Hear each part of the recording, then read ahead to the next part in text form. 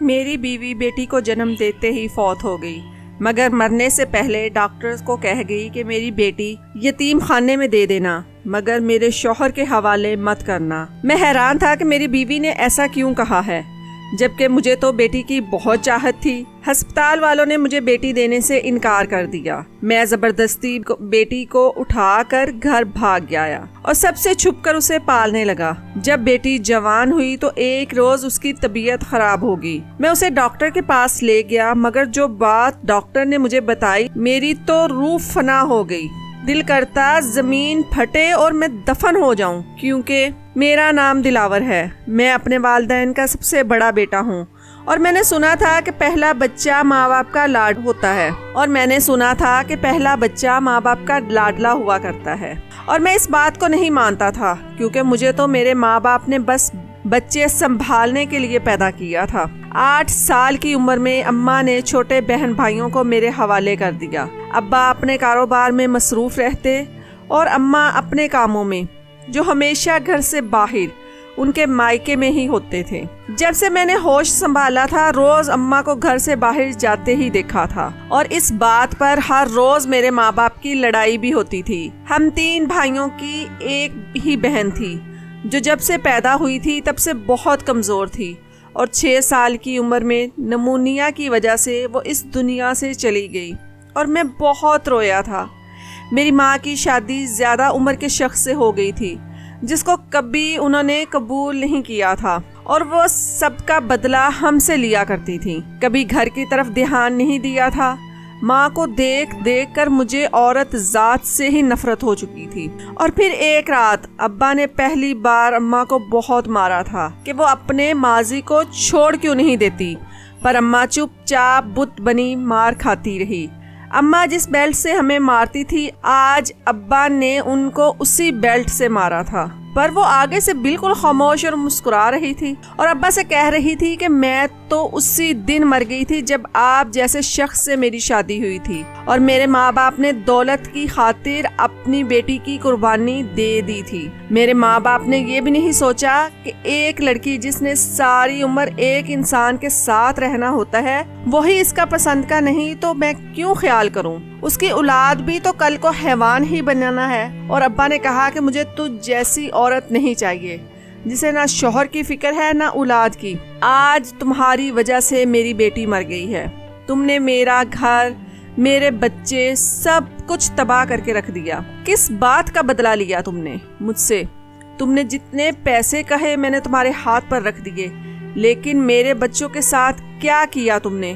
ابا رونے لگے اور سر پکڑ کر بیٹھ گئے تھے۔ پتہ نہیں ایسا کیا ہوا تھا جو ابا کہہ رہے تھے کہ تم نے میری عزت اور غیرت کا جنازہ نکال کر رکھ دیا ہے۔ اور اس دن ابا نے اماں کو طلاق دے دی اور ان کو گھر سے نکال دیا۔ ہم تینوں بھائی ڈرے ہوئے ایک طرف کھڑے تھے۔ میں نے ہمیشہ اپنے گھر میں لڑائی جھگڑے ہی دیکھے تھے، کبھی دوسرے لوگوں جیسے گھر کا ماحول نہیں دیکھا تھا، اور پھر کبھی دادی ہمارے پاس آ کر رہتی اور کبھی پھپھو۔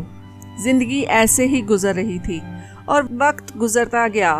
مجھے اپنی زندگی کا ایک اور تکلیف دہ جھٹکا تب لگا جب ابا نے دوسری شادی کر لی، اور سارے خاندان والے باتیں کرنے لگے کہ بجائے اولاد کے سروں پر صحرا سجانے کے اس نے خود شادی کر لی، اور میں پتہ نہیں کیوں کسی کے بھی آگے سر نہیں اٹھا پا رہا تھا۔ ایسے لگتا ہے جیسے ابا کی غلطی بہت بڑی ہو اور سوتیلی ماں کو ہمارے سروں پر لا کر بٹھا دیا۔ ابا نے مجھے اپنے پاس بلوایا اور کہا کہ دلاور، میں نے جو کیا ہے یہ سب تم لوگوں کے بھلے کے لیے کیا ہے۔ مجھے اپنی ماں اور بہن کا پہلے ہی پتہ ہے۔ سب لوگوں نے ہمیشہ مجھے مشین ہی سمجھا ہے، اور میری شادی تب تک نہ ہونے دی جب تک میں نے اپنے سب بہن بھائیوں کی شادی نہ کر دی۔ میری جوانی ان لوگوں کی نظر ہو گئی، پر مجھے کسی سے کوئی گلہ نہیں، کیونکہ میں ہی ایک کمزور مرد تھا۔ پر تم کبھی میرے جیسے مت مرنا، اپنی زندگی کا فیصلہ خود کرنا۔ اب تم جوان ہو رہے ہو، اپنی زندگی کو گزارو اور اپنے پیروں پر کھڑے ہو جاؤ۔ کوشش کرو میرے ساتھ اپنا کاروبار سنبھالو۔ اور میں خاموش کھڑا تھا، مجھے زیادہ بولنا بھی پسند نہیں تھا۔ ماں باپ اپنی انا اور خود غرضی میں اپنے بچوں کا بہت نقصان کر جاتے ہیں، جس کا کسی کو بھی اندازہ نہیں ہو سکتا۔ اگر میرے ماں باپ کے ساتھ زیادتی ہوئی تھی تو انہوں نے بھی ہمارے ساتھ وہی کیا تھا جو ان کے ماں باپ نے ان کے ساتھ کیا تھا۔ میری سگی ماں اور سوتیلی ماں میں کوئی فرق نہیں تھا، وہ بھی مارتی تھی اور یہ بھی مارتی تھی، پر فرق اتنا ہے کہ سوتیلی ماں گھر رہ کر ابا کے آگے پیچھے پھرتی اور ساتھ ہماری شکایتیں بھی لگاتی، اور اس کے بعد ابا بھی ہمیں مارنے لگتے۔ تب مجھے احساس ہونے لگا کہ جیسے میری سگی ماں کا تو کوئی قصور تھا ہی نہیں، جتنی ان کو سزا ملی۔ ابا بھی تو ان کے برابر کے قصوروار تھے۔ جتنا خیال ابا اپنی دوسری بیوی کا رکھتے تھے، کاش ہماری ماں کا بھی رکھا ہوتا۔ جب میں جوان ہوا تو ابا نے مجھے اپنے ساتھ کاروبار میں لگا لیا۔ میری سوتیلی ماں کو بہت اعتراض تھا، وہ کہتی تھی کہ اسے بیرون ملک میرے بھائی کے پاس بھجوا دو، مگر ابا نے اس کی بات نہ سنی اور میں ابا کے ساتھ ان کا کاروبار سنبھالنے لگا اور بہت جلد اپنے پیروں پر کھڑا ہو گیا۔ میری سگی ماں بھی پتہ نہیں کہاں جا چکی تھی۔ میں نے بہت تلاش کیا پر میرے ننیال والوں کو بھی پتہ نہیں تھا، بلکہ وہ لوگ تو ہمیں بھی دیکھنا نہیں چاہتے تھے۔ جب ایک روز ابا نے کہا کہ وہ میری شادی کرنا چاہتے ہیں، یہی عمر ہوتی ہے شادی کی، پر ابھی میری عمر 23 سال تھی، اور ویسے بھی جو تلخ بچپن میں نے گزارا تھا اس کی تلخی اتنی آسانی سے نہیں مٹ سکتی تھی، اور اس کے بعد شادی کا سوال پیدا ہی نہیں ہوتا تھا۔ مجھے عورت ذات پر یقین ہی نہیں تھا۔ مجھے لگتا ہے کہ سب عورتیں ایک جیسی ہوتی ہیں، پہلے میری اپنی سگی ماں، پھر دادی، پھر سوتیلی ماں، سبھی تو ایک جیسی تھی۔ آنے والے سالوں میں ہم سب بھائیوں کے دلوں میں اپنی ماں کے لیے مزید نفرت پیدا ہو گئی تھی، کیونکہ پھپھو نے آ کر بتایا تھا کہ ہماری سگی ماں نے اپنے کسی پرانے عاشق سے شادی کر لی ہے اور وہ اس شخص کے ساتھ بہت خوش ہے۔ اس دن دادی نے میری سگی ماں کے بارے میں بہت غلط باتیں کی تھی، جن کو سننا میرے بس کی بات نہیں تھی، اور میں اٹھ کے گھر سے باہر نکل گیا۔ میں نے تو بس یہی سیکھا تھا کہ کبھی عورت کو اپنے برابر کا درجہ نہیں دینا چاہیے، ورنہ وہ سر چڑھ کر مرد کے سر پر ہی جوتیاں مارتی ہیں۔ پھر ایک دن میرے ابا نے اپنے دوست کی بیٹی سے میرا رشتہ طے کر دیا۔ میرے اپنے اندر ماضی کے تمام زخم بھرے ہوئے تھے، مجھے عورت ذات سے ڈر لگنے لگا تھا۔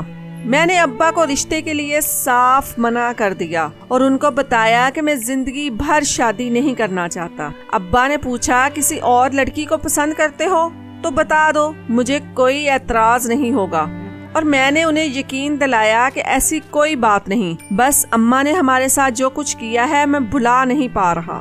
ہر عورت میں مجھے ماں کا عکس دکھائی دیتا ہے، مجھے ڈر لگتا ہے، پر ابا نے کہا کہ جس لڑکی سے تمہاری شادی کر رہا ہوں وہ بہت سلجھی ہوئی ہے اور ایک بڑے خاندان سے ہے، تمہاری ماں کی طرح بے وفا اور بھوکے ننگے خاندان سے نہیں ہے جس نے کبھی پیسہ نہ دیکھا ہو۔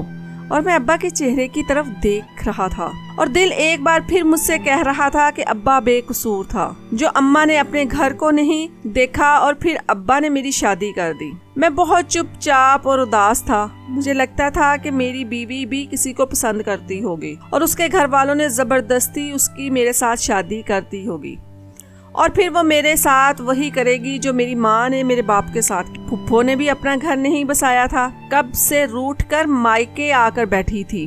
دوسری ماں اور ان کے جھگڑے بھی بڑھ چکے تھے، ہر روز ایک نیا تماشا لگتا تھا۔ میرے گھر کے بارے میں کوئی بھی یہ نہیں کہہ سکتا تھا کہ اتنا بڑا گھر اور گھر میں رہنے والے لوگ جانوروں کی طرح لڑتے ہیں۔ میری شادی نتاشا سے ہو گئی۔ وہ الگ بات تھی کہ میرے دل سے خوف ابھی تک دور نہیں ہوا تھا، اور کچھ دن اس نے مجھ سے صحیح طرح سے بات بھی نہیں کی تھی، وہ ہر وقت گمسم سی رہتی تھی۔ جب ایک دن پوچھا تو اس نے کہا کہ مجھے وقت چاہیے، میں ابھی شادی نہیں کرنا چاہتی تھی، میرے بہت سے خواب تھے جو ادھورے رہ گئے ہیں۔ میں نے کہا کہ تم میری بیوی ہو، جیسا چاہو گی ویسا ہی ہوگا، بس مجھے کبھی دھوکہ مت دینا، مجھے تم سے وفا چاہیے۔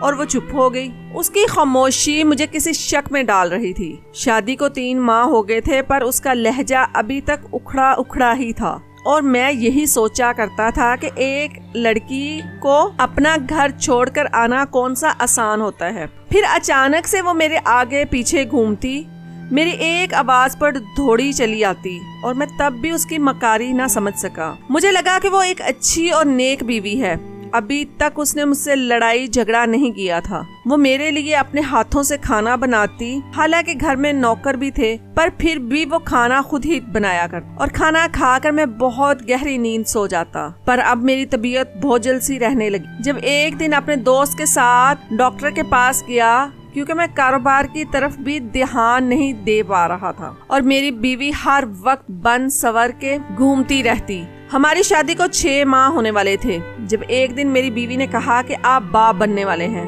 اور میرے جیسا قابل رحم، روتا سکتا، اذیت سے بھرا بچپن جو میں نے گزارا تھا، ویسے ہی حالات کا سامنا شاید اب میرے بچے کو بھی کرنا پڑتا۔ اگر کسی کو میرا خیالات کا پتہ چل جاتا تو شاید وہ مجھ پر ہنستا، کیونکہ میں چاہتا تھا کہ میری اولاد پیدا نہ ہو۔ کیونکہ جب سے مجھے ڈاکٹر نے بتایا تھا کہ مجھے کسی چیز کے ذریعے نشہ آور ادویات کھلائی جاتی ہیں، تب سے میرا شک اپنی بیوی پر اور بھی بڑھتا گیا، اور پھر میں نے بھی پہلی بار اپنی بیوی پر ہاتھ اٹھایا، جو مجھے نیند کی دوا دے کر خود کسی مرد سے فون پر باتیں کرتی اور اس سے ملنے جاتی۔ میں جس بات سے ڈرتا تھا وہی ہوا۔ عورت کبھی قابل بھروسہ نہیں ہوتی۔ میں نے پوری کوشش کی تھی کہ کبھی وہ سب نہ کروں جو ابا نے کیا، پر وہی ہوا کہ میری بیوی بے وفا نکلی۔ وہ تو پہلے سے کسی اور کو پسند کرتی تھی، اور جب میں نے پوچھا تو اس نے کہا کہ آپ کو کوئی غلط فہمی ہوئی ہے، میں کسی لڑکے کو نہیں جانتی، جبکہ میرے پاس اس کے عاشق اور اس کے سارے ثبوت موجود تھے۔ میری بیوی نے مجھے کہا کہ آپ کا دماغ ہی گندا ہے جو میرے کردار پر شک کر رہے ہیں، جا کر کسی ڈاکٹر کو دکھائیں، تمہاری ماں جیسی نہیں ہوں۔ اور اس بات پر میرا غصہ آسمان کو چھونے لگا۔ میں نہ تو پاگل تھا اور نہ ہی بیوقوف۔ اب ہر روز میرے ظلم بڑھ چکے تھے۔ میں نے بیوی سے موبائل چھین لیا اور اس پر پوری نظر رکھتا۔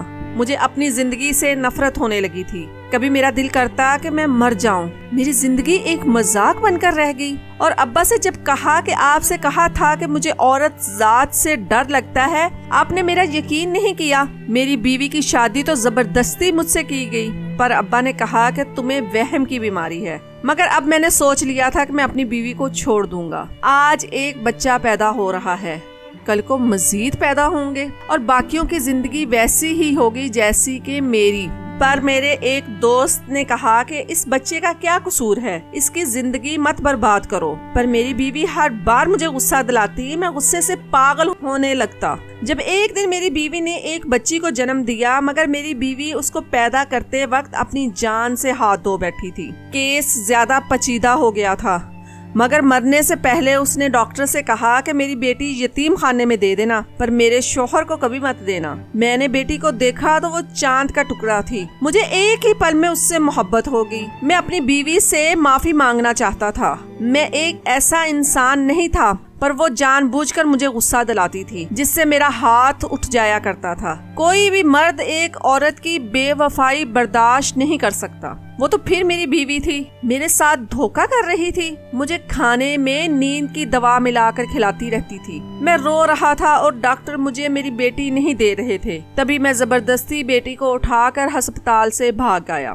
میں اس دن کسی سے بھی ملے بغیر دوسرے شہر آ گیا۔ مجھے ڈر تھا کہ کوئی مجھ سے میری بیٹی نہ چھین لے۔ وہ میرا خون تھی، مجھے اپنی بیٹی سے بہت محبت تھی۔ دوسرے شہر جاتے ہوئے جب راستے میں گاڑی خراب ہوئی تو سب سواریاں گاڑی سے باہر نکل آئیں، اور وہاں پر ایک گڈھا پڑا تھا، شاید کسی بچے کا گر گیا تھا، جس کو میں اٹھا کر لے آیا تھا، جو دیکھنے میں ایک بچے جیسا تھا، اور یہی میری سب سے بڑی غلطی تھی۔ میں نے وہاں پہنچ کر ایک مکان کرائے پر لیا۔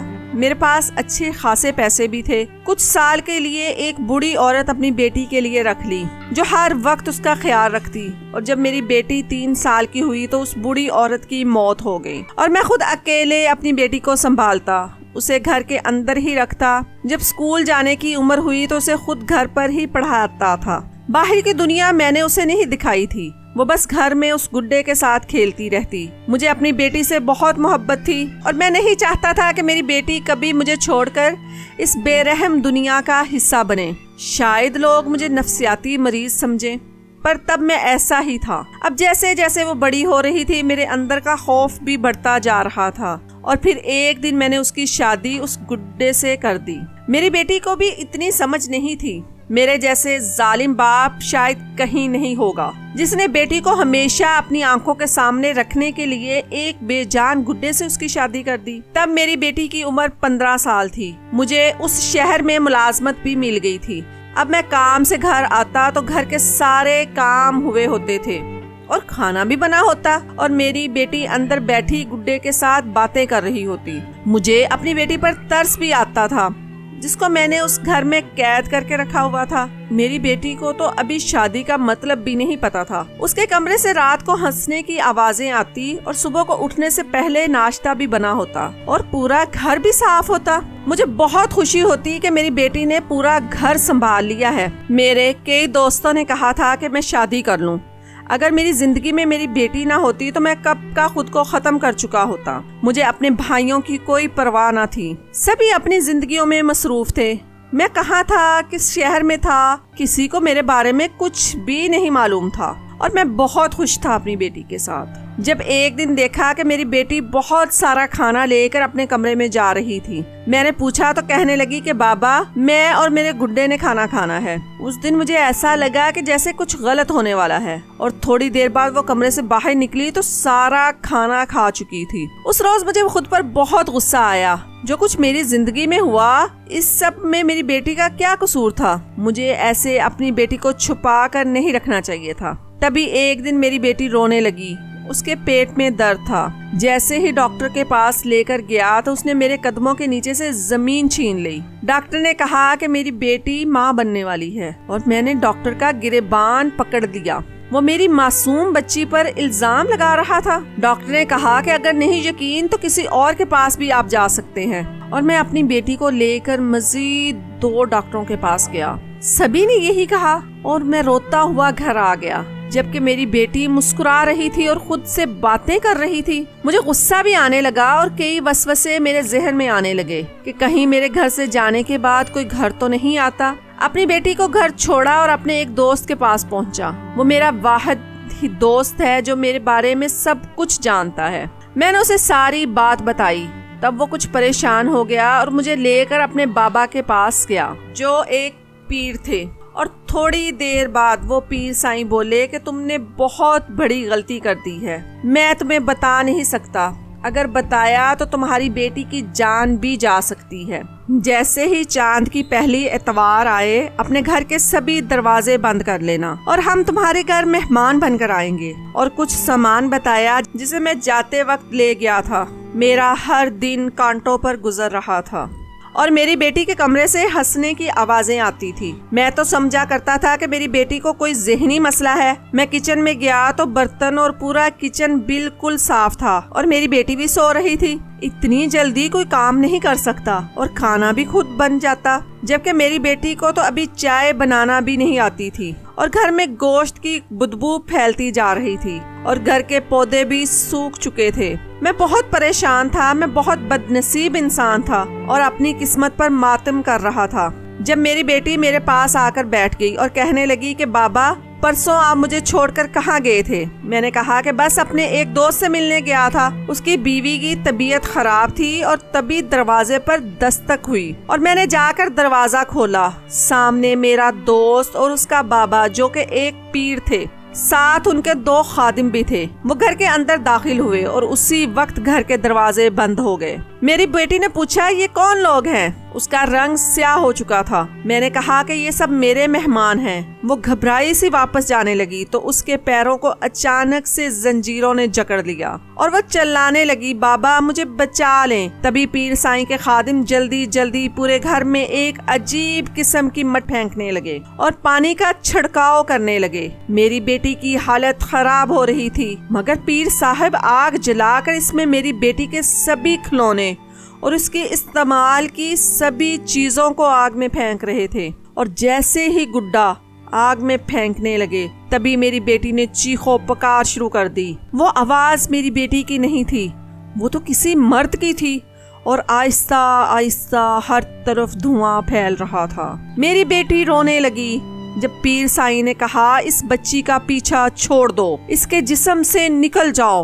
پر وہ آگے سے ہنسنے لگا۔ وہ جو بول رہا تھا وہ تو ایک جن تھا۔ کسی جادوگر نے ایک جن کو اس گڈے میں قید کر دیا تھا اور اس کو شہر سے باہر پھینک دیا، اور میں اس گڈے کو گھر لایا تو میری بیٹی اس سے کھیلنے لگی تھی۔ میری بیٹی نے اس کے ارد گرد لپٹے دھاگے کو کاٹ دیا تھا، جس سے وہ جن شیطان آزاد ہو گیا تھا اور میری بیٹی پر عاشق ہو گیا تھا۔ اور میں کتنا بد نصیب تھا جو سب معاملے سے انجان رہا۔ میں رو رہا تھا۔